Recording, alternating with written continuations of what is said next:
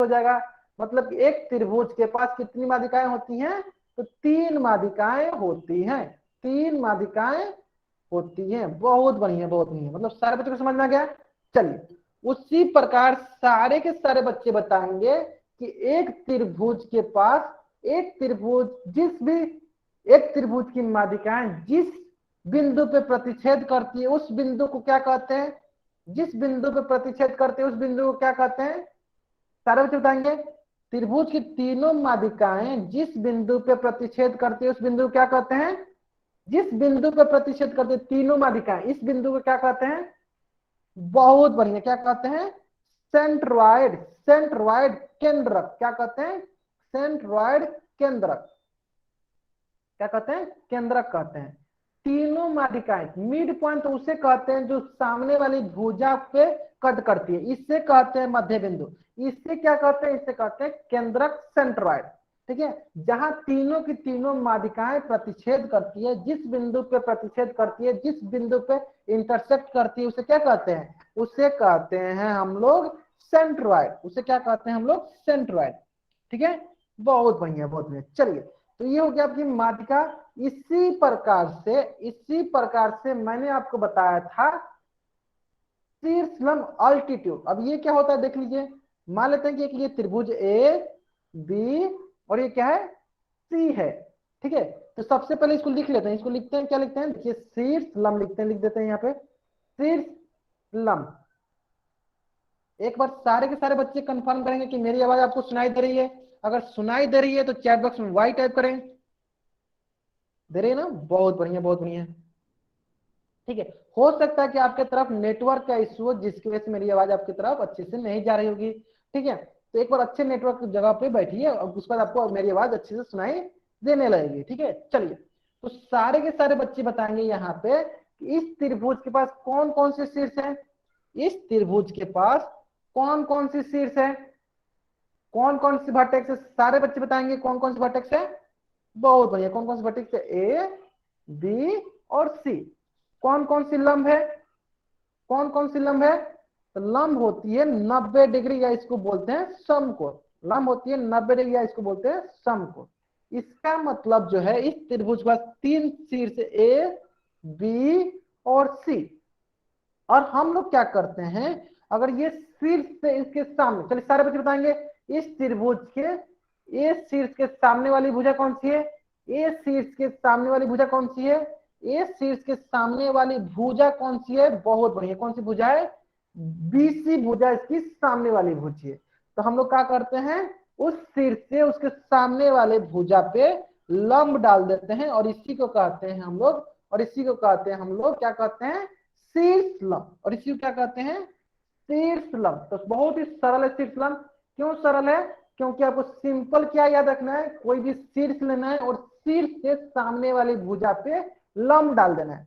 कोई भी शीर्ष लेना है और उसके सामने वाले भुजा पे कोई भी वर्टेक्स लेना है, उस वर्टेक्स से सामने वाली साइड पे लंब डालता है, परपेंडिकुलर डाल देना है। इस प्रकार सारे के सारे बच्चे बताएंगे कि एक त्रिभुज के पास, एक ट्रायंगल के पास कितनी शीर्ष लंब होती है, कितनी अल्टीट्यूड होते हैं। कोई बच्चा माइक ऑन नहीं करेगा।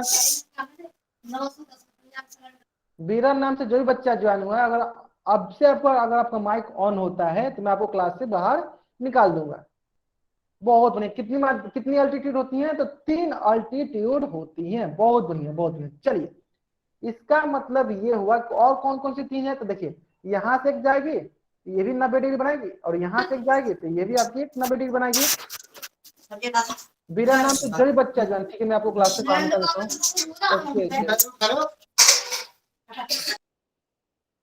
ठीक है, कुछ बच्चे होते हैं जो इंटेंसली डिस्टर्ब करने होते हैं, ठीक, कोई नहीं। ओके, ठीक है, सारे के सारे बच्चे क्लास में रहेंगे, क्योंकि इसके बाद मैं क्लास में किसी को भी ज्वाइन नहीं करूंगा जो एक बार क्लास से बाहर चला जाएगा। ठीक है, सारे बच्चे कोशिश करेंगे क्लास में रहें। ठीक है,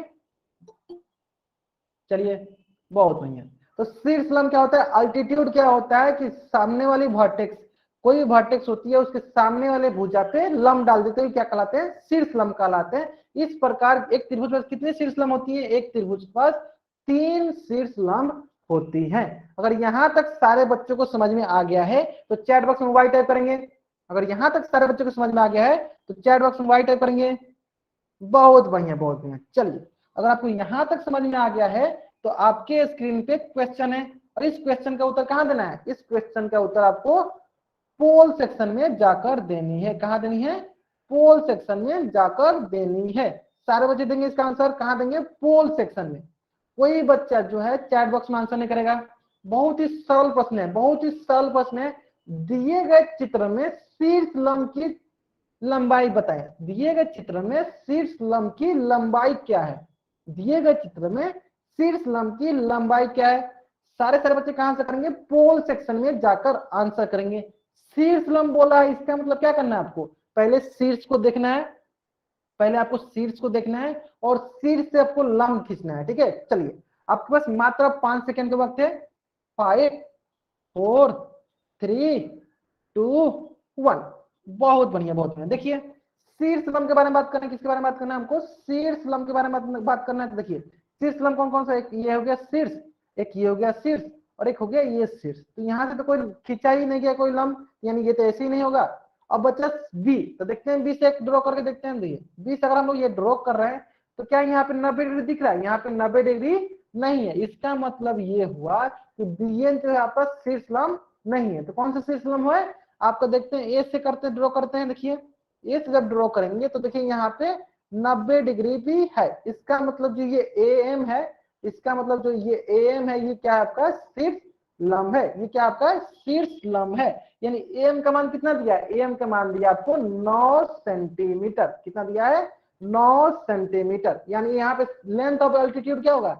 लेंथ ऑफ शीर्ष लंब क्या होगा? शीर्ष लंब की लंबाई क्या होगी? 9 सेंटीमीटर। कौन सा ऑप्शन सही होगा? ऑप्शन बी जो होगा हमारा सही उत्तर होगा। तो सारे के सारे बच्चों को इसका स्क्रीनशॉट लेना है। अगर आपको ये समझ में आ गई है तो चैट बॉक्स में वाई टाइप करना है। बहुत ही सरल है। लेंथ बताना था आपको अल्टीट्यूड का। ठीक है, आगे सारे बच्चों को समझ में? बहुत बढ़िया। चलिए, इसी प्रकार से जैसे कि मैंने आपको होमवर्क दे रखा है, वो किस पे होमवर्क दे रखा है? तो आपको माध्यिका पे होमवर्क दे रखा है और शीर्ष लंब पे दे रखा है। ठीक है, तो चलिए हम लोग क्या करते हैं, आपका होमवर्क डिस्कस कर लेते हैं। क्या करते हैं? आपका होमवर्क डिस्कस कर लेते हैं। तो होमवर्क कैसे डिस्कस करना है? मैं क्वेश्चन नंबर बोलूंगा, अगर आपको उस क्वेश्चन में डाउट होगा तो आप वाई टाइप कीजिएगा या क्वेश्चन नंबर टाइप कीजिएगा।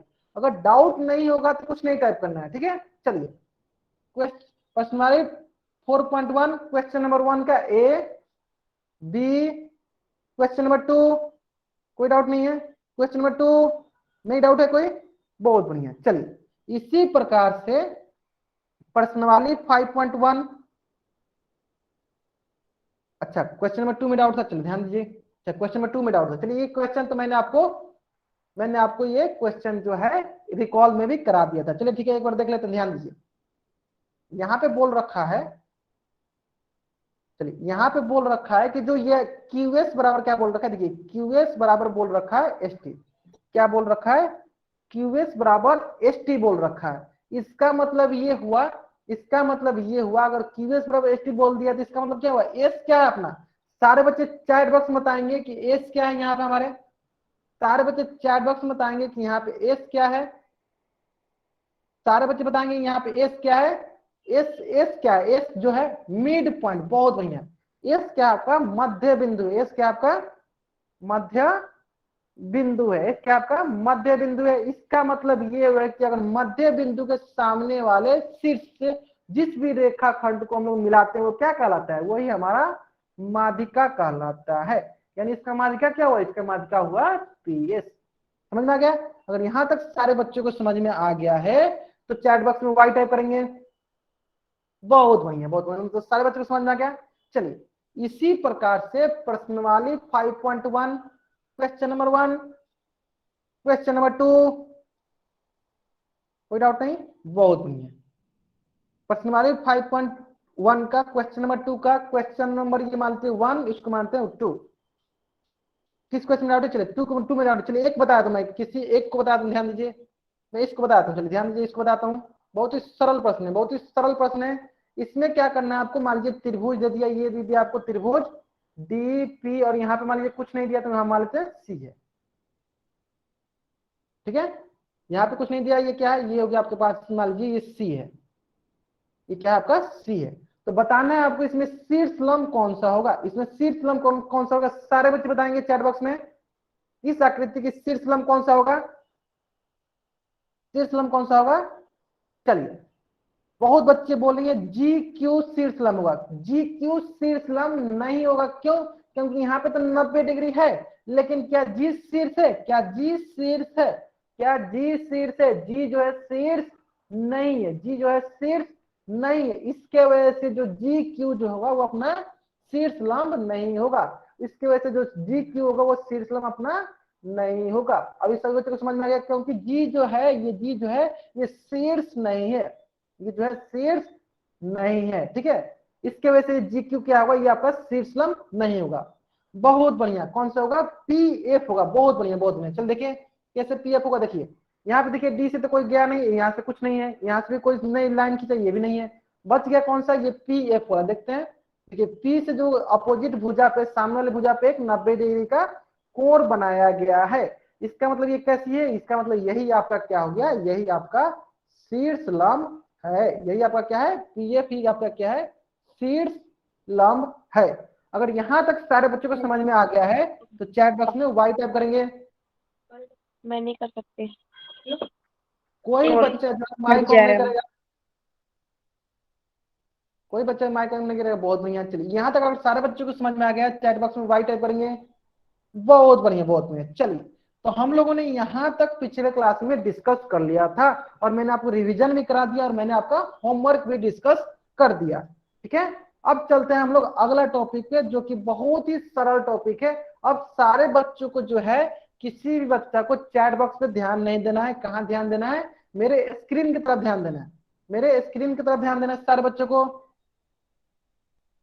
मेरे स्क्रीन की तरफ ध्यान देना सारे बच्चों को। ध्यान देंगे सारे बच्चे। देखिए क्वेश्चन क्या है, exterior angle properties of A triangle, त्रिभुज के बाह्य कोण के गुण, त्रिभुज के बाह्य कोण के गुण। अब बहुत बच्चों के मन में ये प्रश्न आ रहा होगा कि सर बाह्य कोण क्या होता है। चलिए मैं आपको आज बता देता हूँ बाह्य कोण क्या होता है। देखिए ध्यान देंगे, मान लेते हैं कि अगर ये त्रिभुज है, ये हो गया ए, ये हो गया बी, ये हो गया सी। ठीक है, अब मैं क्या करता हूँ, इसको थोड़ा आगे बढ़ा देता हूँ। देखिए, तो जो ये अंदर, बहुत बच्चे बता भी रहे हैं, बहुत बच्चे बता भी रहे हैं। देखिए जो ये अंदर होते हैं, इस कोण को बोलते हैं अंदर वाला कोण, और ये जो बाहर कोण बना है इससे कहते हैं बाह्य कोण। इसे क्या कहते हैं, बाह्य कोण। इसे क्या कहेंगे, बाह्य कोण। ठीक है, उसी प्रकार मान लीजिए इसको मैं बनाता हूँ। देखिए ये क्या कहलाएगा, इसका ये कहलाएगा बाह्य कोण। उसी प्रकार मान लीजिए इधर बढ़ाता हूँ तो इसका क्या कहलाएगा, ये कहलाएगा आपका बाह्य कोण। आगे समझ में, बाह्य कोण मतलब त्रिभुज के बाह्य कोण कौन कौन से हैं, जो जो बाहर बनते हैं उसे क्या कहते हैं, उसे कहते हैं बाह्य कोण। बहुत बच्चे लेट से ज्वाइन होते हैं, लेट से ज्वाइन होते हैं, उनको मैं बता देना चाहता हूँ, आप लोग कोशिश कीजिए कि पहले ज्वाइन हो, पहले ज्वाइन हो जाए। ठीक है, जो बच्चे लेट से ज्वाइन हो रहे हैं उनको मैं बता देना चाहता हूँ, मैं अभी अभी एक टॉपिक स्टार्ट करने वाला हूँ, अभी अभी मैं ये नया टॉपिक स्टार्ट कर रहा हूँ। तो ध्यान से स्क्रीन पर देखें, कोई बच्चा चैट बॉक्स पर ध्यान नहीं देगा। चलिए, अगर सारे बच्चों को ये बाह्य कोण समझ में आ गया कि बाह्य कोण क्या होता है, जो बाहर की तरफ होता है उसे क्या कहते हैं, बाह्य कोण। तो चैट बॉक्स में वाई टाइप करेगा, इसका स्क्रीनशॉट लेगा, फिर चैट बॉक्स में वाई टाइप करेगा। बहुत बढ़िया, बहुत बढ़िया, मतलब समझ में आ गया आपको बाह्य कोण। चलिए, अब इन्हीं बाह्य कोण का, इन्हीं बाह्य कोण जो है, इन्हीं के हम लोग क्या पढ़ने जा रहे हैं, प्रॉपर्टीज पढ़ने जा रहे हैं, गुण पढ़ने जा रहे हैं कि बाह्य कोण के गुण क्या होते हैं, बाह्य कोण के गुण क्या होते हैं। ठीक है, चलिए, तो सबसे पहला गुण होता है कि जैसा कि अगर आपको पता चल गया यहाँ पे, इस त्रिभुज की बाह्य कोण कौन सी है, इस त्रिभुज की बाह्य कोण है एक्स। इस त्रिभुज की बाह्य कोण क्या है, एक्स। तो इसके सामने वाले कोण, इसके सामने वाले कोण कौन कौन सा है, इसके सामने वाला कोण है कोण ए और कोण सी। मतलब कि इसका गुण पढ़ रहे हैं, यानी कोण एक्स के सामने वाले कोण कौन कौन से हैं, कोण एक्स के सामने वाला कोण है कोण ए और कोण बी। तो अगर कोण एक्स का मान पता करना है हमें, और कोण एक्स का मान पता करना है, तो अगर हम लोग सामने वाले दोनों कोणों को अगर जोड़ते हैं, कोण ए प्लस कोण बी, तो कोण एक्स के बराबर हो जाती है। तो यही त्रिभुज के बाह्य कोण के गुण कहलाता है। चलिए मैं एक बार फिर से रिपीट करता हूं, चलिए मैं एक बार फिर से रिपीट करता हूं, ध्यान देंगे सारे बच्चे कि अगर त्रिभुज के बाह्य कोण, त्रिभुज के बाह्य कोण कौन है इसके बाह्य कोण, ये एक्स क्या है इसका बाह्य कोण है, अपने दोनों सम्मुख अंतःकोणों के योग के बराबर होता है। तो जैसे कि मैंने आपको बताया था सम्मुख का मतलब क्या बताया था, सम्मुख का मतलब बताया था सामने वाले, सम्मुख का मतलब क्या बताया था सामने वाले कोण। तो सामने से कौन कोण है, देखिए एक्स के सामने कौन है ए और कौन है बी, तो दोनों कोणों के योग, दोनों कोणों को जब जोड़ते हैं वो एक्स के बराबर होता है। इसका मतलब क्या हुआ, इसका मतलब ये हुआ, चलिए सबसे पहले क्या कीजिए इसका, पहले आप स्क्रीनशॉट लीजिए, सबसे पहले क्या कीजिए इसका स्क्रीनशॉट लीजिए आप जल्दी जल्दी, बहुत बढ़िया। चलिए ध्यान दीजिए, इसका मतलब ये हुआ कि अगर हम लोग कोई त्रिभुज बनाते हैं, जैसे मानते हैं ये त्रिभुज है, ये हो गया ए, इसको मानते हैं बी और इसको मान लेते हैं सी, ठीक है। तो अगर मेरे पास ये सी के पास जो बाह्य कोण है, जैसे मान लेते हैं कि ये हो गया एक्स, तो अगर इसका कोण मैं मान लेता हूँ ए और इसका मैं मान लेता हूँ बी, तो ये एक्स के सामने वाला कौन कौन सा कोण है, इसके सम्मुख कौन कौन सा कोण है, ए है और बी है। यानी एक्स जो है किसके किसके बराबर होगा, कोण ए के बराबर होगा और कोण बी के बराबर होगा। तो बहुत बच्चों के मन में ये प्रश्न आ रहा होगा, बहुत बच्चों के मन में ये प्रश्न आ रहा होगा कि सर क्या सिर्फ सी के पास ही बाह्य कोण होता है, क्या सर सिर्फ सी के पास ही हम लोग बाह्य कोण का गुण लगा सकते हैं, नहीं, हम लोग तीनों तीनों जो शीर्ष है, तीनों शीर्ष के पास लगा सकते हैं। जैसे कि मान लेते अगर यहाँ पे दिया हो, अगर इसको बोल दिए y और ये a दिया है और ये b दिया है, ये c दिया है, तो अगर देख लेते हैं, अगर ये मान लेते हैं ये हो गया a और ये होता है b, तो सारे के सारे बच्चे बताएंगे कि y के सामने कौन कौन सा कोण है, y के सम्मुख कौन कौन सा कोण है, y के सम्मुख कौन कौन सा कोण है, सारे बच्चे बताएंगे। बहुत बढ़िया, कौन कोण है, एक ये कोण है और एक कोण ये है, यानी कोण y किसके बराबर होगा, कोण y बराबर होगा कोण a प्लस कोण b के बराबर होगा, कोण y बराबर किसके होगा, कोण a प्लस कोण b के बराबर होगा। सारे बच्चे स्क्रीनशॉट लेते चलेंगे ताकि नोट्स बना आप अच्छे से बना सके, ठीक है। चलिए इसी प्रकार बहुत बच्चों के मन में ये प्रश्न आ रहा होगा कि क्या सर सिर्फ सी और ए के पास ही बाह्य कोण होते हैं, क्या सर सिर्फ सी और ए के पास ही बाह्य कोण होते हैं, नहीं, हम क्या करते हैं अब आपके लिए बी पे भी बाह्य कोण बना देते हैं। चलिए बी पे भी बाह्य कोण बना दिए, ए बी और सी, और यहाँ पे मैं कर दे रहा हूँ इसको जेड, क्या कर देता हूँ जेड, और यहाँ पे मैं लिख देता हूँ यहाँ पे ए बोल देता हूँ और इसको मैं बोलता हूँ सी। तो सारे बच्चे बताएंगे कि जेड के सामने, जेड के सम्मुख कौन कौन सा कोण है, जेड के सम्मुख कौन कौन सा कोण है, बहुत बढ़िया, कौन है, ए है और सी है। इसका मतलब क्या हुआ, कोण जेड किससे किसके बराबर होगा, किसके किससे जोड़ के बराबर होगा, तो कोण ए प्लस कोण सी के जोड़ के बराबर होगा।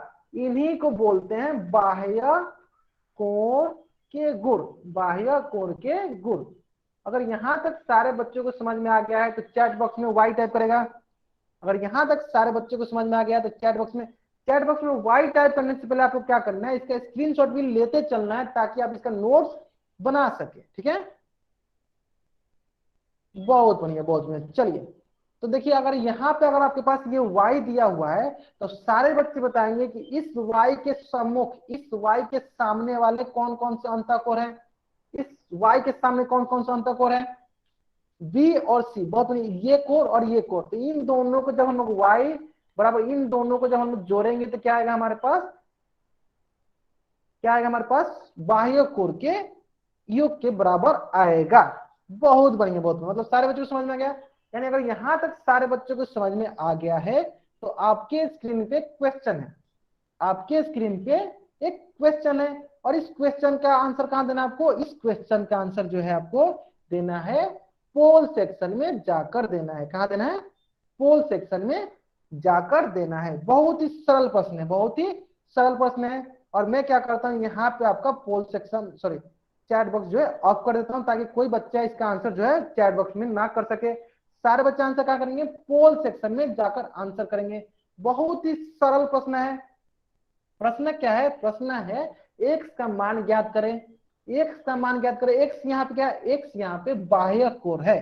तो जहां तक मैं देख पा रहा हूं अभी तक 99% बच्चों ने जो है उत्तर जो है सही दिया है, ठीक है। चलिए हम लोग उल्टी गिनती स्टार्ट करते हैं ताकि सभी बच्चे जल्दी जल्दी आंसर दे पाए।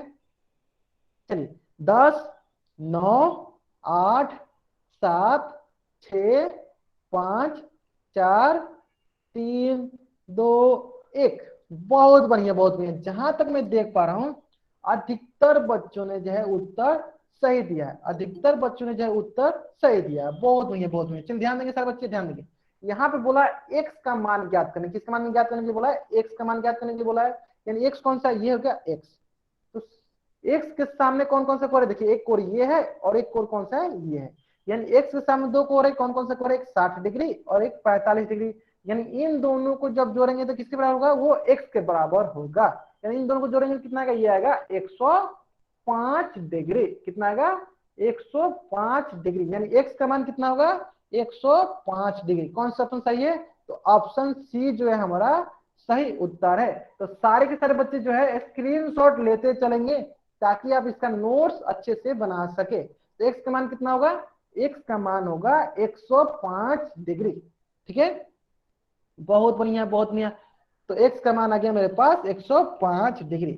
अगर यहां तक अगर आपको समझ में आ गया है तो आपके स्क्रीन पे एक और क्वेश्चन है, आपके स्क्रीन पे एक और क्वेश्चन है। और इस क्वेश्चन का भी उत्तर कहां देना आपको? इस क्वेश्चन का भी उत्तर आपको पोल सेक्शन में जाकर देनी है। तो मैं कोशिश करूंगा, मैं आशा करूंगा कि सारे के सारे बच्चे जो हैं इस प्रश्न का उत्तर जो है सही दे, इस प्रश्न का जो है उत्तर सही दे, क्योंकि ये प्रश्न जो है पिछले प्रश्न से ही संबंधित प्रश्न है, उसी के जैसा ही प्रश्न है।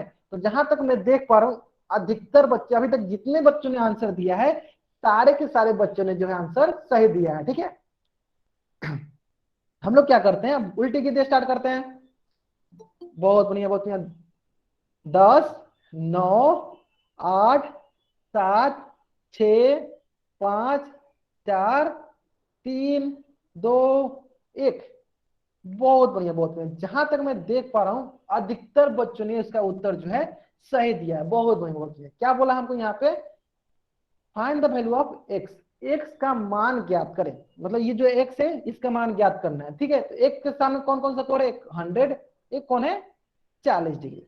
यानी एक्स मान किसके किसके बराबर होगा? एक होगा 100 और प्लस 40 डिग्री। तो कितना के बराबर हो जाएगा? ये हो जाएगा 140 डिग्री।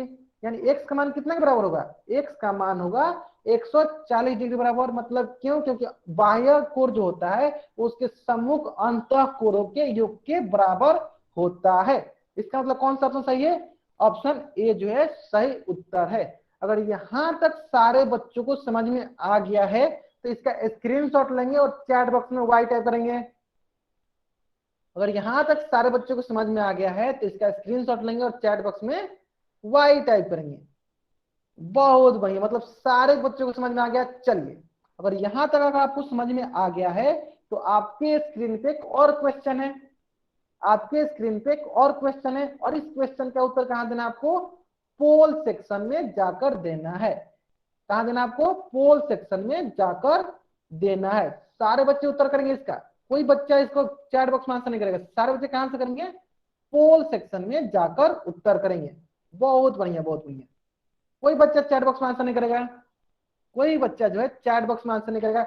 ध्यान से करेंगे इस प्रश्न का उत्तर, ध्यान देंगे, ध्यान से करेंगे, क्योंकि इसमें बाह्य कोण दिया हुआ है। ध्यान देंगे सभी बच्चे। देखिए इसमें जो है बाह्य कोण दिया हुआ है, इसमें जो है बाह्य कोण दिया हुआ है, बाह्य कोण दिया हुआ है। आपको अंतः कोण निकालना है, आपको अंतः कोण निकालना है। ठीक है, सारे बच्चे ध्यान से करेंगे इसका उत्तर, आपको अंतः कोण निकालना है। बहुत बढ़िया। जहां तक मैं देख पा रहा हूं अधिकतर बच्चे जो है इसका सही उत्तर कर रहे हैं। बहुत बढ़िया बहुत बढ़िया। जल्दी से जल्दी आंसर करें। कोई बच्चा इसका चैट बॉक्स में आंसर नहीं करेगा, कोई बच्चा चैट बॉक्स में आंसर नहीं करेगा। आपको आंसर कहां करना है? तो पोल सेक्शन में ही जाकर आंसर करनी है, पोल सेक्शन में ही जाकर आंसर करनी है। चलिए हम लोग क्या करते हैं, उल्टी गिनती स्टार्ट करते हैं। 5, 4, 3, 2, 1। बहुत बढ़िया बहुत बढ़िया। चलिए ध्यान देंगे सारे बच्चे, ध्यान देंगे सारे बच्चे। यहाँ पे आपको बाह्य कोण दिया हुआ है, तो बाह्य कोण के सामने कौन कौन से कोण है? एक्स और 60 डिग्री है। इसका मतलब बाह्य कोण 90 डिग्री के सामने कौन कौन से कोण है? एक्स और 60 डिग्री। यानी इन दोनों को हम क्या करेंगे? जोड़ेंगे। तो आप सभी बताइए कि एक्स का कौन सा ऐसा मान रखेंगे जिसको 60 में जोड़ने पे 90 डिग्री आ जाए? एक से कौन सा ऐसा मान रखेंगे जिसको 60 डिग्री में जोड़ने पे 90 डिग्री आ जाए। बहुत बढ़िया, कौन सा मान रहेगा, तो 90 में से क्या करते हैं, घटा देते हैं, तो ये आ जाएगा 35 डिग्री। यानी एक का कौन सा मान होगा, 30 डिग्री, जिसको 60 में जोड़ने पे 90 डिग्री आ जाएगा। मतलब कौन सा ऑप्शन सही है, ऑप्शन डी जो है हमारा सही उत्तर है।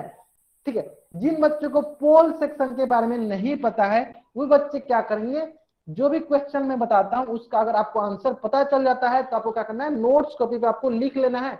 जब मैं क्वेश्चन का आंसर कराने जाऊं तब आपको क्या करना है, इसका आंसर मैच कर लेना है। ठीक है, बहुत बढ़िया बहुत बढ़िया। अगर यहां तक सारे बच्चों को समझ में आ गया है तो इसका स्क्रीनशॉट ले और चैट बॉक्स में वाई टाइप करें। बहुत बढ़िया बहुत बढ़िया। चलिए मतलब आगे सारे बच्चों को समझ में, तो ये था आज का आपका बाह्य कोर के गुण। ठीक है, चलिए अब हम लोग नेक्स्ट टॉपिक पढ़ रहे हैं। तो नेक्स्ट टॉपिक है आपका पाइथागोरस थ्योरम, पाइथागोरस प्रमेय। नेक्स्ट टॉपिक क्या है, पाइथागोरस थ्योरम, पाइथागोरस प्रमेय। ठीक है, सारे बच्चे अब कहाँ ध्यान देंगे, सारे के सारे बच्चे जो हैं अभी स्क्रीन पे ध्यान देंगे। कोई भी बच्चा जो है चैट बॉक्स पे ध्यान नहीं देगा, सारे बच्चे कहाँ ध्यान देंगे, स्क्रीन पे ध्यान देंगे। ठीक है, चलिए देखते हैं पाइथागोरस थ्योरम क्या होता है, पाइथागोरस प्रमेय क्या होता है। तो सबसे पहला बात इसमें ये ध्यान देना है कि जो पाइथागोरस प्रमेय होता है ये केवल के केवल समकोण त्रिभुज पे लागू होता है। कैसे त्रिभुज पे लागू होता है, कैसे त्रिभुज एप्लीकेबल होता है, तो राइट एंगल ट्रायंगल पे, समकोण त्रिभुज पे लागू होता है। चलिए मैं क्या करता हूं, आपके लिए 2-3 त्रिभुज बनाता हूं ताकि आप इसका उत्तर समझ सके कि समकोण त्रिभुज क्या होता है। चलिए एक बार सारे के सारे बच्चे बताएंगे कि समकोण त्रिभुज क्या होता है, चैट बॉक्स में बताएंगे एक बार सारे के सारे बच्चे कि समकोण त्रिभुज क्या होता है। चैट बॉक्स में बताएंगे सारे बच्चे समकोण त्रिभुज क्या होता है। चलिए ये हो गया आपका पहला आकृति, ये हो गया आपका दूसरा आकृति और ये हो गया आपका तीसरा आकृति। सारे के सारे बच्चे बताएं ये पहला आकृति, दूसरा आकृति और तीसरा आकृति में से समकोण त्रिभुज कौन सा है। पहला आकृति, दूसरा आकृति और तीसरा आकृति में से समकोण त्रिभुज कौन सा है। बहुत बढ़िया, कौन सा है, दूसरा वाला। क्यों, क्योंकि इसमें क्या है, एक 90 डिग्री का कोण है। तो जैसे मैंने बताया था आपको समकोण त्रिभुज में कि जिस भी त्रिभुज में एक 90 डिग्री का कोण हो उससे क्या कहते हैं, उससे हम लोग कहते हैं समकोण त्रिभुज। उसे क्या कहते हैं, समकोण त्रिभुज। यहां तक सभी बच्चों को समझ में आ गया, अगर यहां तक सारे बच्चों को समझ में आ गया है तो चैट बॉक्स में वाई टाइप करेंगे। मतलब कि पाइथागोरस थ्योरम जो होता है सिर्फ के सिर्फ किस पे लागू होता है, तो समकोण त्रिभुज पे लागू होता है। किस पे लागू होता है, समकोण त्रिभुज पे लागू होता है। तो ठीक है, यहां तक तो सारी बातें समझ में आ गई। ठीक है कि समकोण त्रिभुज पे लागू होता है। अब हम लोग सीखते हैं कि समकोण त्रिभुज में मान लेते हैं हाँ समकोण त्रिभुज पे लागू होता है। तो इसमें अगला आता है कि कर्ण क्या होता है। कर्ण क्या होता है, जिसे इंग्लिश में बोलते हैं हाइपोटेन्यूस, जिसे इंग्लिश में बोलते हैं हाइपोटेन्यूस। हाइपोटेन्यूस क्या होता है, ठीक है चलिए मैं बताता हूँ, ध्यान देंगे। देखिए अगर ये 90 डिग्री है, अगर ये 90 डिग्री है तो जैसे कि मैंने आपको बता रखा था कि अगर ये 90 डिग्री है तो कभी लिखा भी हो सकता है या ऐसे आपको आयत का चिन्ह बनाया होगा। आयत का चिन्ह बनाया यानी वो क्या बताता है कि वो 90 डिग्री का चिन्ह है। यानी 90 डिग्री के सामने, ये समकोण के सामने वाली जो भुजा होती है उसे क्या कहते हैं, उससे हम लोग कर्ण कहते हैं। तो सारे के सारे बच्चे को ध्यान देंगे यहाँ पे स्क्रीन पे, जो भी 90 डिग्री के सामने वाले भुजा होते हैं, जैसे ये 90 डिग्री के सामने वाले भुजा है, इसे क्या कहेंगे, इससे हम लोग कर्ण कहेंगे, हाइपोटेन्यूस कहेंगे। तो उससे उसी प्रकार में क्या करता हूं, आपके लिए एक और त्रिभुज बना देता हूं। ये हो गया आपके लिए एक त्रिभुज ए बी और सी, और ये क्या आपका 90 डिग्री है। यानी सभी बच्चे बताएंगे कि इस आकृति की जो आकृति 2 है, आकृति मतलब जो त्रिभुज 2 नंबर वाली है, इसमें कर्ण कौन सी है, इसमें हाइपोटेन्यूस कौन सी है।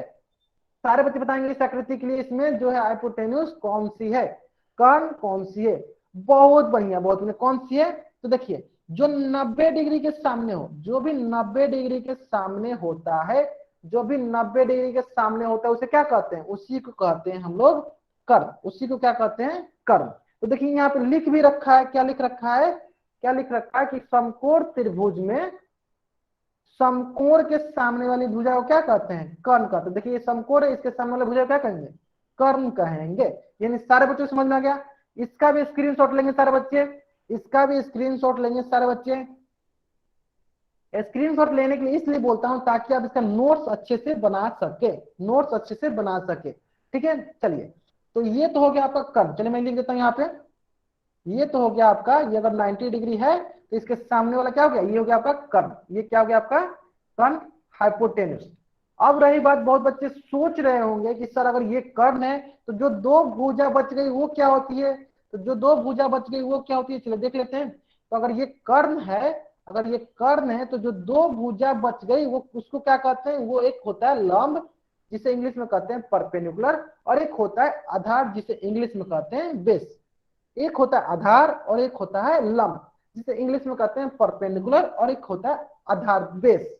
ठीक है, मतलब कि अगर कर्ण को छोड़कर बाकी दो भुजाओं को क्या कहते हैं, एक को कहते हैं लंब या आधार, लंब या परपेंडिकुलर, और दूसरा कहते हैं आधार या बेस। दूसरा क्या कहते हैं, आधार या बेस। ठीक है, मतलब कि ये आया कि जो कर्ण होता है एक होता है लंब होता है, और एक दूसरा क्या होता है आधार होता है, और दूसरा क्या होता है आधार होता है। अगर यहां तक सारे बच्चों को समझ में आ गया है, अगर यहां तक सारे बच्चों को समझ में आ गया तो चैट बॉक्स में वाई टाइप करेंगे। आगे सारे बच्चों को समझ में आ गया, यहां तक सारे बच्चों को समझ में आ गया, चैट बॉक्स में वाई टाइप करेंगे। एक कर्ण होता है और एक लंब होता है और एक आधार होता है। ठीक है, चलिए एक सारे बच्चों से प्रश्न है, एक सारे बच्चों से प्रश्न है कि सारे के सारे बच्चे बताएंगे कि कर्ण, लंब और आधार में सबसे बड़ा भुजा कौन होता है, सबसे लॉन्गेस्ट साइड कौन होता है, सबसे बड़ा भुजा कौन होता है। कर्ण, लंब और आधार में सबसे बड़ा भुजा कौन होता है, कर्ण होता है। बहुत बढ़िया, बहुत बढ़िया। आपका क्या होता है, कर्ण होता है। बहुत बढ़िया, ठीक है। चलिए अगर आपको यहां तक समझ में आ गया है तो देखिए क्या होता है, क्या होता है कि हम लोग पाइथागोरस थ्योरम क्यों पढ़ रहे हैं, पाइथागोरस प्रमेय इसलिए पढ़ रहे हैं कि अगर हमको कभी लंब का मान दिया रहे और आधार का मान दिया रहे, अगर हमको कर्ण का मान निकालना रहता है, मतलब सबसे बड़ी भुजा का मान निकालना रहता है, तो हम लोग क्या करते हैं, कर्ण का स्क्वायर मतलब कर्ण का वर्ग करते हैं किसके साथ, लंब का वर्ग प्लस आधार के वर्ग को जोड़ देते हैं। अगर कर्ण हमको निकालना रहता है तो हम लोग क्या करते हैं, लंब का वर्ग प्लस आधार का वर्ग कर देते हैं, तो क्या मिल जाता है हमको, वो क्या मिल जाता है हमको, कर्ण का वर्ग मिल जाता है। कोई भी बच्चा जो है चैट बॉक्स में अनावश्यक बातें नहीं करेगा, चैट बॉक्स में अनावश्यक बातें नहीं करेगा। ठीक है, सभी बच्चे कहाँ ध्यान देंगे, सारे के सारे बच्चे कहाँ ध्यान देंगे, सारे के बच्चे जो स्क्रीन पे ध्यान देंगे। बहुत बढ़िया। अगर सारे बच्चों को ये समझ में आ गया कि कर्ण का जो होता है स्क्वायर वो लंब के स्क्वायर प्लस आधार के स्क्वायर के बराबर होता है, तो चैट बॉक्स में वाई टाइप करेंगे, चैट बॉक्स में वाई टाइप करेंगे। बहुत बढ़िया, बहुत बढ़िया। चलिए अब आता है प्रश्न ये, अब आता है प्रश्न ये, अब आता है प्रश्न ये, मान लेते हैं ये हो गया ए, ये हो गया बी और ये हो गया सी, और ये आपके पास है ये कर्ण, और ये आपके पास लंब, और ये आपके पास है आधार। ठीक है, तो जैसा कि मैंने आपको बोल रखा है कि अगर मान लेते हैं, मान लेते हैं कि लंब दिया हो आधार दिया हो तो हमको कर्ण निकालना, तो क्या करते हैं, कर्ण का वर्ग करते हैं जो कि बराबर हो जाता है लंब का वर्ग प्लस आधार का वर्ग के बराबर हो जाता है। ठीक है, अब मैं मान लेता हूं कि नहीं, हमको जो दिया है, हमको जो दिया है कर्ण तो दे दिया है, हमको जो है कर्ण दिया है, लंब दिया, हमको मान निकाल आधार का, तो आधार क्या होगा, चलिए देख लेते हैं कैसे निकालते हैं। देखिए यहाँ पे आपको आधार दिया है, इसको हमको आधार निकालना है, तो कैसे निकालें ध्यान देंगे। देखिए ये हो गया कर्ण का स्क्वायर, और देखिए प्लस में है, ये क्या है, लंब क्या है प्लस में है, पुष्पेंद्र राजपूत नाम से जो भी बच्चा ज्वाइन हुआ है, पुष्पेंद्र नाम से जो भी बच्चा ज्वाइन हुआ है, अगर आपने फिर से अगर चैट बॉक्स में ऐसा अनावश्यक बातें की तो मैं क्या करूंगा, आपको क्लास से बाहर निकाल दूंगा। पुष्पेंद्र नाम से जो भी बच्चा ज्वाइन हुआ है, अगर आपने क्लास में से अनावश्यक बातें की तो मैं क्लास से बाहर निकाल दूंगा। ठीक है, चलिए ध्यान देंगे सर बच्चे। यहाँ पे देखिए ये क्या है, प्लस के साथ है, ये लंब क्या है प्लस के साथ है, तो मैं क्या करूंगा, मैं इसको बाहर निकाल दूंगा, इसको क्या करूंगा माइनस कर दूंगा, माइनस लंब का स्क्वायर किसके बराबर होगा, ये आधार के बराबर होगा, आधार के स्क्वायर के बराबर होगा। इसी प्रकार से मान लेते हैं कि आपको कर्ण तो दिया है, मान लेते हैं कि आपको कर्ण तो दिया है, मान लेते हैं ये कण तो दिया है, लेकिन अगर आपको आधार दिया, अगर आपको लंब निकालना है तो लंब का कैसे निकालेंगे, देखिए सेम उसी तरह क्या करेंगे, कण का स्क्वायर करेंगे, अब इसमें आधार को माइनस कर देंगे। अब क्या करेंगे, इसमें आधार के स्क्वायर को, आधार के वर्ग को माइनस कर देंगे। मतलब कैसे आपको याद रखना है, मतलब ऐसे याद रखना है आपको कि अगर आपको बड़ा वाला भुजा, जैसे कि मैंने आपको बता रखा कि अगर बड़ा वाला भुजा निकालना है, अगर ये निकालना है तो दोनों छोटे वाले भुजा का वर्ग, देखिए दोनों छोटा वाला कौन है, लंब है, इन दोनों का वर्ग कर देते हैं, जोड़ देते हैं। लेकिन अगर छोटा वाला भुजा निकालना रहता है तो क्या करते हैं, बड़ा वाला भुजा में से छोटा वाला भुजा माइनस कर देते हैं। देखिए अगर मान लीजिए अगर आपको आधार निकालना है तो क्या कीजिएगा, ये छोटा, ये बड़ा वाला भुजा, इस बड़ा वाला भुजा में से छोटा वाला भुजा को माइनस कर देते हैं। तो सारे के सारे बच्चे यहाँ तक स्क्रीनशॉट लेंगे और चैट बॉक्स में वाई टाइप करेंगे। सारे के सारे बच्चे क्या करेंगे, इसका स्क्रीनशॉट लेंगे और चैट बॉक्स में वाई टाइप करेंगे। अगर आपको समझ में आ गया है तब तक मैं एक बार फिर से रिपीट कर देता हूं।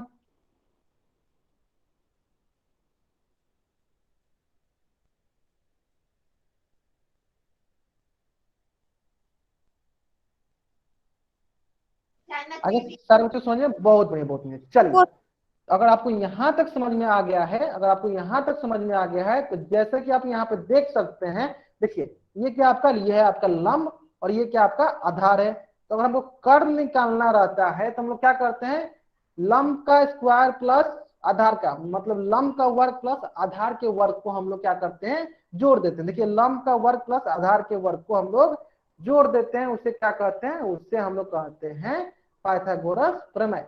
लंब का स्क्वायर प्लस आधार के स्क्वायर को जोड़ देते हैं, उसे हम लोग कहते हैं पाइथागोरस प्रमेय। ठीक है, ठीक है, बहुत बढ़िया। चलिए, अगर आपको यहां तक समझ में आ गया है, और यहां तक समझ में आ गया है तो आपके सामने स्क्रीन पे क्वेश्चन होगा, आपके सामने स्क्रीन पे क्वेश्चन होगा, और इस क्वेश्चन का उत्तर कहां देना आपको, इस क्वेश्चन का उत्तर आपको पोल सेक्शन में जाकर देनी है। कहां देनी है, पोल सेक्शन में जाकर देनी है।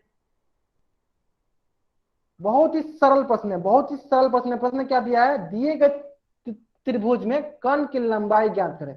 दिए गए त्रिभुज में कर्ण की लंबाई ज्ञात करें। कोई बच्चा जो है चैट बॉक्स में आंसर नहीं करेगा, चैट बॉक्स में आपको कुछ भी नहीं करना है। ठीक है, चलिए, जिन बच्चों को नहीं समझ में आया उन बच्चों को अभी समझ में आ जाएगा। मैं अगर ये क्वेश्चन सॉल्व कराऊंगा यहाँ पे अगर आपको समझ में आ जाएगा। ठीक है, चलिए एक बार हिंट देता हूं आपको।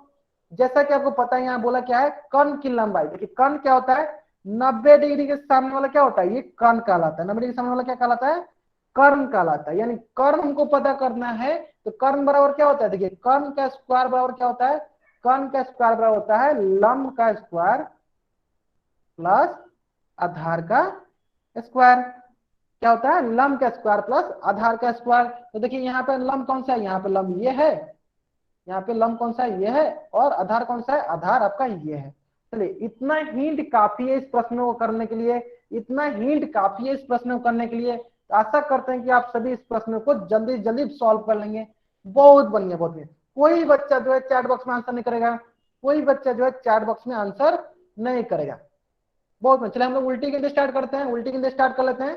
10, 9, 8, 7, 6, 5, 4, 3, 2, 1। बहुत बढ़िया, बहुत बढ़िया। चलिए ध्यान देंगे सारे बच्चे, ध्यान देंगे। देखिए हमको कर्ण निकालना है, हमको क्या निकालना है, कर्ण निकालना है। तो कर्ण का स्क्वायर बराबर होगा, देखिए लंब क्या है, लंब है आपके पास 3, तो 3 का स्क्वायर प्लस 4 का स्क्वायर। ठीक है, अब देखते हैं क्या होगा। देखिए ये कर्ण का स्क्वायर हो जाएगा, 3 का स्क्वायर क्या होता है 9, 4 का स्क्वायर हो गया 16। तो ये हो जाएगा, देखिए ये होगा कर्ण का स्क्वायर, और ये हो जाएगा आपके पास 25। और हमको पता है, और हमको पता है कि अगर स्क्वायर जब वर्ग हटता है, अगर वर्ग हटता है तो क्या होता है, वर्गमूल हो जाता है, स्क्वायर रूट चढ़ जाता है, स्क्वायर रूट चढ़ जाता है। तो देखिए बहुत बच्चों को यहाँ पे प्रॉब्लम आएगी, बहुत बच्चों को यहाँ पे प्रॉब्लम आएगी कि सर कर्ण का तो मान दे दिया कि क्या आ गया, √25। कोई बच्चा माइक ऑन नहीं करेगा, कोई बच्चा जो है माइक ऑन नहीं करेगा। ठीक है, सभी बच्चों को तो यहाँ पे कुछ समझ में आ गया कि सब कर्ण का मान तो √25 आ गया।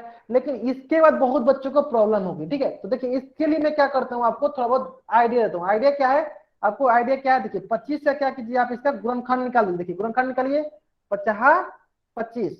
ठीक है, गुणनखंड क्या है 25 का, 25 का गुणनखंड हुआ 5 इंटू 5, 25 का फैक्टर क्या हुआ 5 इंटू 5, इसका मतलब रूट 5 इंटू 5, तो 2 मिलिए क्या होगा, एक बाहर निकल जाएगा, क्या आ जाएगा 5 आ जाएगा, यानी कन रूट 25 का मान कितना है, रूट 25 का मान आया। कोई बच्चा माइक ऑन नहीं करेगा, बीरेन नाम से जो भी बच्चा जो है ना माइक अपना ऑफ रखे। बहुत बढ़िया बहुत बढ़िया, मतलब कि रूट 25 का मान कितना गया, रूट 25 का मान आ गया 5 सेंटीमीटर। ठीक है, तो सारे के सारे बच्चे इसका बड़े स्क्रीनशॉट लेंगे और चैट बॉक्स में वाई टाइप करेंगे। सारे सारे बच्चे क्या करेंगे, इसका स्क्रीनशॉट लेंगे और चैट बॉक्स में वाई टाइप करेंगे। बहुत बढ़िया बहुत बढ़िया, जहां तक मैं देख पा रहा हूँ अधिकतर बच्चे जो है इसका स्क्रीनशॉट ले लिए और उनको समझ में आ गया है। ठीक है, चलिए सेम इसी प्रकार का, सेम टू सेम इसी प्रकार का एक और प्रश्न आपके स्क्रीन पे है, एक और प्रश्न आपके स्क्रीन पे है, और इस प्रश्न का भी उत्तर आपको कहां देना है, इस प्रश्न का भी उत्तर आपको पोल सेक्शन में जाकर देनी है। कहां देनी है, पोल सेक्शन में जाकर देनी है, सारे बच्चों को देनी है। इसका उत्तर कहां देनी है आपको, पोल सेक्शन में जाकर देनी है। सारे बच्चे उत्तर करेंगे इसका। बहुत ही सरल प्रश्न है, दिए गए चित्र में x का मान ज्ञात कीजिए। ध्यान से बनाएंगे, ध्यान से देखेंगे, ध्यान से करेंगे। यहाँ पे x का मान ज्ञात करना है, सभी बच्चे ध्यान से देखेंगे। बहुत ही सरल प्रश्न है, बहुत ही सरल प्रश्न। चलिए मैं आपको एक ओवर आइडिया देता हूँ, देखिए एक ओवर आइडिया देता हूँ आपको, ध्यान देंगे सारे बच्चे। देखिए अच्छा ये बताइए, अगर यहाँ से यहाँ तक बिल्डिंग की हाइट 12 है, तो क्या इधर भी उसकी हाइट 12 होगी? हाँ, इधर भी इसकी हाइट क्या होगी, 12 होगी, क्योंकि बिल्डिंग की हाइट इधर 12 है तो इधर भी 12 ही होगी, इधर भी क्या होगी 12 ही होगी, मतलब इधर 12 है तो यहाँ पे भी क्या होगी 12 होगी। और देखिए बिल्डिंग क्या एकदम सीधा है, इसका मतलब क्या है, ये 90 डिग्री पे खड़ा है, यानी 90 डिग्री सामने वाला क्या होता है, 90 डिग्री सामने वाला क्या होता है, कर्ण होता है। यानी हमको यहाँ पे क्या निकालना है, हमको यहाँ पे कर्ण निकालना है, जिसकी एक भुजा 12 दी हुई है और दूसरी भुजा 5 दी हुई है। तो मतलब मान लीजिए अगर हम यहाँ पे एक त्रिभुज बनाए, तो एक भुजा आपका x है, दूसरी भुजा आपकी 5 है और तीसरी भुजा 12 दी हुई है। ठीक है, मतलब आपको क्या निकालना, आपको x निकालना है। x मतलब क्या है, x जो है आपका कर्ण है, x क्या है आपका कर्ण है, मतलब आपको क्या निकालना है, कर्ण निकालना है। अब बहुत ही सरल हो गया, सारे के सारे बच्चे इस प्रश्न का उत्तर कहां देंगे, पोल सेक्शन में जाकर देंगे। अब सारे बच्चे इसका प्रश्न का उत्तर कहां देंगे, पोल सेक्शन में जाकर देंगे। अभी उनको अच्छे से समझ में आ गया होगा, जल्दी जल्दी आंसर करेंगे सारे बच्चे, जल्दी जल्दी आंसर करेंगे सारे बच्चे। इन्हें मैं उल्टी गिनती स्टार्ट करता हूं, 10 9 8 7 6 5 4 3 2 1। चलिए कोई बच्चा माइक ऑन नहीं करेगा, कोई बच्चा माइक ऑन नहीं करेगा। चलिए ध्यान देंगे सारे बच्चे, यहाँ पे देखिए हमको पता है कि कर्ण का स्क्वायर बराबर क्या होता है, लंब का स्क्वायर प्लस आधार का स्क्वायर। तो यहाँ पे बताइए सारे बच्चे, चलिए सारे के बच्चे चैट बॉक्स बताएंगे यहाँ पे लंब क्या है, यहाँ पे लंब क्या है, यहाँ पे लंब क्या है, सारे बच्चे बताएंगे चैट बॉक्स में। यहाँ पे लंब क्या है, सारे बच्चे बताएंगे चैट बॉक्स में। यहाँ पे लंब क्या है 12, बहुत बढ़िया। चलिए ये हो गया लंब आपका 12 और आधार क्या है 5, यानी आप क्या कीजिएगा 12 का होल स्क्वायर प्लस 5 का स्क्वायर, है ना, 5 का स्क्वायर। चलिए मैं इसको दूसरे पेज पे सॉल्व कर लेता हूँ, ध्यान देंगे सारे बच्चे। देखिए कर्ण का स्क्वायर बराबर दिया है आपको 12 का स्क्वायर प्लस 5 का स्क्वायर। ठीक है, बहुत बच्चों को यहाँ पे भी प्रॉब्लम हो रहा है, 12 का स्क्वायर कैसे निकाल, देखिए ध्यान देंगे, 12 का स्क्वायर का मतलब हुआ 12 गुने 12, तो जब इसको गुना कीजिएगा तो ये आएगा 144। उसी तरह 5 का स्क्वायर का मतलब होता है 5 गुने 5, तो कितना होगा ये 25। ठीक है, तो देखिए 12 का स्क्वायर हो गया 144 प्लस 5 का स्क्वायर हो गया 25। ठीक है, तो ये हो गया कर्ण का स्क्वायर बराबर हो गया 144 प्लस 25, और ये आता है आपका, और ये आता है आपका कर्ण का स्क्वायर बराबर होता है 144 प्लस 25 कितना होगा 169। यानी कभी भी अगर हम लोग स्क्वायर हटाते हैं, कभी भी अगर हम लोग स्क्वायर हटाते हैं, वर्ग हटाते हैं, तो क्या होता है वर्गमूल हो जाता है। अब रही बात, यहाँ पे बहुत बच्चों को प्रॉब्लम हो रहेगी कि सर 169 का जो होता है वर्गमूल क्या होता है, कैसे निकालते हैं। देखिए क्या करना है आपको, इसका क्या करना है आपको फैक्टर, इसका गुणनखंड निकालना है। कैसे, देखिए इसको पहले करना है 13 से, क्या होगा 13 13 169, ठीक है। तो ये हो जाएगा √13 इंटू 13, यानी दो मिलकर क्या होगा एक बाहर निकल जाएगा, यानी कितना हो जाएगा, ये हो जाएगा 13 सेंटीमीटर, यानी कर्ण का मान कितना आ जाएगा 13 सेंटीमीटर। मतलब कौन सा ऑप्शन सही है, ऑप्शन सी जो है हमारा सही उत्तर है। तो सभी बच्चे इसका स्क्रीनशॉट लेंगे, इसका स्क्रीनशॉट लेंगे, फिर इसका स्क्रीनशॉट लेंगे, सारे बच्चे इसका स्क्रीनशॉट लेंगे। बहुत बढ़िया बहुत बढ़िया। चलिए मुझे पता चल गया अधिकतर बच्चों को कहाँ प्रॉब्लम हो रही है, ठीक है। चलिए सारे के सारे बच्चे क्या करेंगे, सारे के सारे बच्चे बताएंगे कि √225 का मान कितना होगा, स्क्वायर रूट या वर्गमूल ऑफ 225 कितना होगा। सारे बच्चे बताएंगे √225 का मान कितना होगा, सारे बच्चे बताएंगे √225 का मान कितना होगा, सारे बच्चे बताएंगे। चलिए कुछ बच्चों को प्रॉब्लम हो रही है, मैं बताता हूँ कैसे करना आपको। कभी भी अगर आपको स्क्वायर रूट दे तो आपको क्या करना है, इसका गुणनखंड निकालना है। देखिए 5 के गुरु 5 से काटते हैं, 5 चौका 20 और 50 25, फिर काटते हैं 5 से, देखिए 5 9 45, फिर देखिए 3 त्रिका 9, यानी इसका गुणनखंड क्या होगा, √225 का गुणनखंड क्या होगा, 225 का गुणनखंड हुआ 5 गुने 5 गुने 3 गुने 3, क्या हुआ 5 गुने 5 गुने 3 गुने 3। तो क्या करेंगे, जब भी वर्गमूल निकालना होता है तो दो को मिलके एक बाहर निकल जाता है 5, ये दो मिलके एक बाहर निकल जाएगा 3, तो कितना हो गया, ये हो गया आपके पास 15, कितना हो गया 15, ठीक है। उसी प्रकार सारे के सारे बच्चे बताएंगे, सारे सारे बच्चे बताएंगे कि 625 का कितना होगा, 625 का कितना होगा, सारे बच्चे बताएंगे। वर्गमूल ऑफ 625 का कितना होगा, सारे बच्चे बताएंगे। बहुत बढ़िया बहुत बढ़िया। कैसे कैसे देखिए, कैसे देखिए 625 का हम क्या करते हैं, ऐसे गुणनखंड निकालते हैं। देखिए 5 के टाइम 5 के 5, 5 में 10 और 50 25, फिर करते हैं 5 से, देखिए 5 में 10 फिर 50 25, फिर यहाँ 5 से करेंगे 50 25, यानी 625 का फैक्टर क्या हुआ, 5 गुने 5 गुने 5 गुने 5। इसका मतलब क्या हो गया, इसका देखिए रूट हो गया 5 गुने 5 गुने 5 गुने 5, दो को मिलके एक बाहर निकल जाएगा, देखिए दो मिलके एक बाहर, ये हो गया 5, फिर यहाँ दो मिलके एक बाहर, कोई बच्चा माइक ऑन नहीं करेगा, 25, मतलब 625 से कितना हो जाएगा 25 हो जाएगा, ठीक है। यहाँ तक अगर सारे बच्चों को समझ में आ गया है तो चैट बॉक्स में वाई टाइप करेंगे। बहुत बढ़िया बहुत बढ़िया। स्क्रीनशॉट लेते चलना, आपको स्क्रीनशॉट इसलिए लेते चलना है ताकि ताकि आप इसका नोट्स बना सके। बहुत बढ़िया बहुत बढ़िया। चलिए अब हम लोग आपका होमवर्क डिस्कस कर लेते हैं कि आपका होमवर्क कौन कौन सा है, सारे बच्चे ध्यान देंगे। चलिए मैं क्या करता हूँ, सबसे पहले क्या करता हूँ, आपका चैट बॉक्स ऑफ करता हूँ, नहीं तो आप लोग वाई वाई लिख देते हैं। चल ध्यान देंगे। चलिए प्रश्नावली 6.1, सारे बच्चों का इसका स्क्रीनशॉट लेना है, सारे बच्चों को क्या करना है, इसका स्क्रीनशॉट लेना है। चलिए मैं उल्टी गिनती स्टार्ट करता हूँ 10 तक, क्या करता हूँ 10 तक उल्टी गिनती स्टार्ट करता हूँ, ताकि 10 तक के अंदर आप लोग इसका स्क्रीनशॉट ले लेंगे, ठीक है।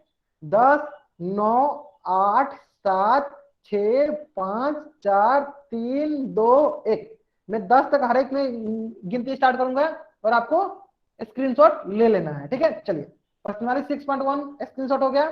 चलिए इसी प्रकार प्रश्नावली 7.1 मैं उल्टी गिनती स्टार्ट करता हूँ, 10 9 7 नहीं 8 7 6 5 4 3 2 1।